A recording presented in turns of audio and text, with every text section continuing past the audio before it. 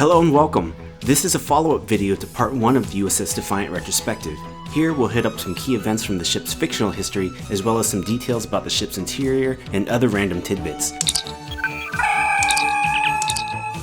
So let's get to it. This is part 2 of the USS Defiant Retrospective. I'm condensing this because if you've watched DS9, you know the gist of its history. Once the Defiant arrived at DS9 at the start of Season 3, Cisco pointed out that the ship had defects from being overpowered for such a small-sized ship. But to put it simply, it's overgunned and overpowered for a ship its size. During battle drills, it nearly tore itself apart when the engines were tested at full capacity. Jumping ahead to when Worf is stationed at DS9, he soon decides that sleeping on a space station really isn't his thing. But there's something about this station I find unsettling. I'm going to move my quarters to the Defiant. So he moves on to the Defiant. It's his private penthouse. And apparently sleeping on a mattress isn't his thing either, because it's the first thing he tosses out. Not long after that, the Defiant is stolen by Thomas Riker, aka the sexier Riker. In case you need a refresher, he's Commander Riker's doppelganger after a transporter mishap. Anyway, he's gone rogue and steals the Defiant to aid the Maquis. Thomas Riker describes the Defiant as a tough little ship. Tough little ship. William Riker describes the Defiant the same way in First Contact. Tough little ship. Tough little ship. Tough little ship. It's worth noting that this Thomas Riker episode was written over a year before the first draft of First Contact was even penned. It's too minor a detail to be intentional, but this episode and First Contact were written by Ronald D. Moore. So I just realized that the first draft from this DS9 episode was written on September 29th, 1994, and the first draft of First Contact was written on September 29th, 1995. And today is... I just think that's kind of weird.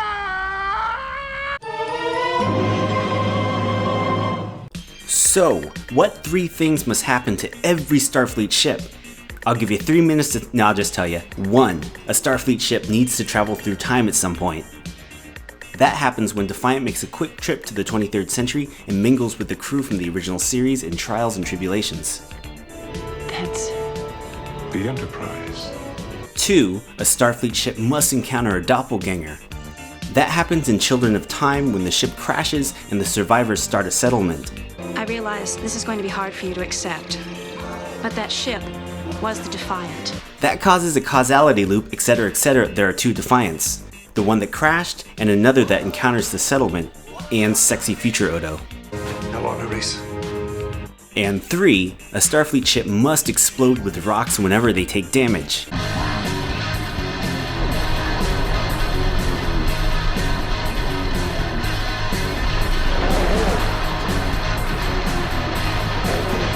Wait, no rocks here. But Defiant does get dust on your shoulders, which must be pretty irritating. Defiant appears in First Contact where it takes on the Borg, which is what it was originally designed to do. It was designed for one purpose only, to fight and defeat the Borg. It doesn't do too well. It survives though, and Commander Riker calls it a tough little ship. Tough little ship. Wait, I already said that.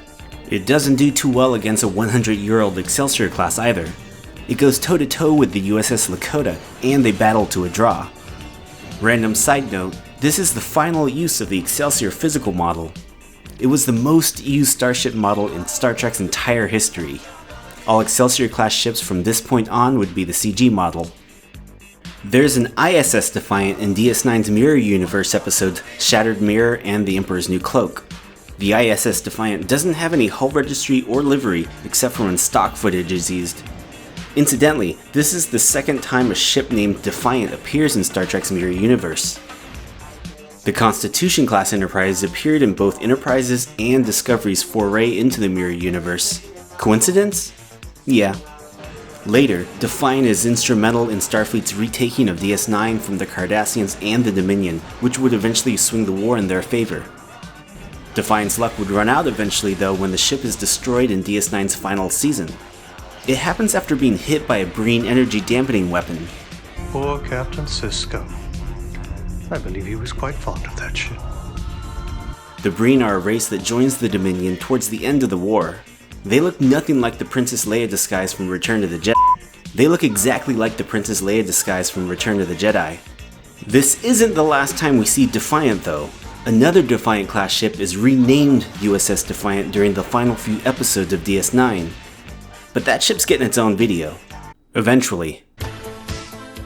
Now, let's take a look at the ship's interior, which receives several cosmetic changes over the show's run. When we're introduced to the ship in Season 3, the dedication plaque is directly behind the captain's chair. Later in Season 3, it's replaced by additional console stations, and the dedication plaque is relocated next to the bridge's port door.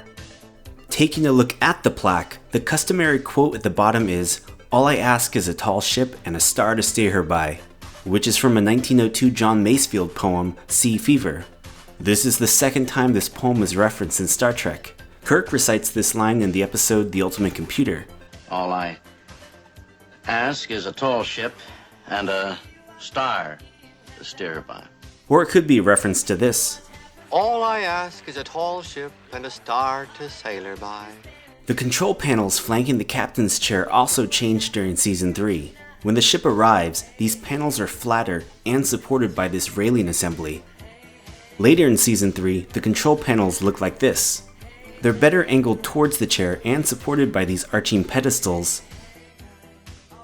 Taking a closer look at the captain's chair itself, the only alteration made on this first Defiant occurred later in Season 3, when these metal tubes were added beneath the lower seat cushion.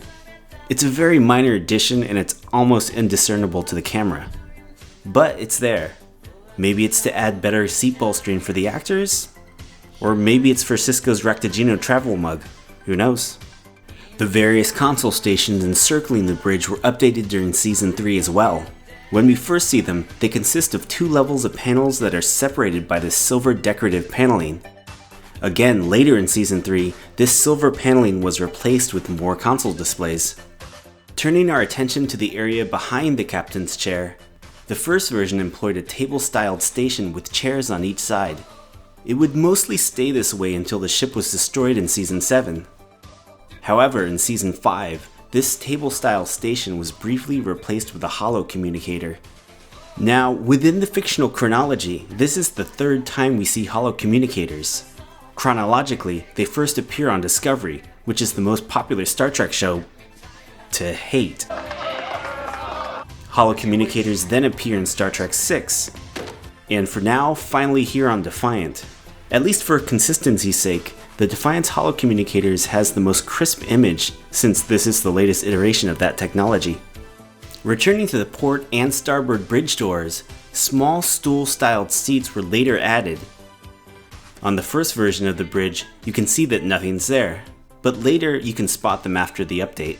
Returning for a moment to the Mirror Universe's ISS Defiant. The carpet and overall layout is mainly the same. The lighting is grim though to fit the tone of the universe, and they've added red trim to several of the surfaces around the bridge. Looking at these lights, here they have this grid over top, but what's it with Starfleet and putting lights at eye level?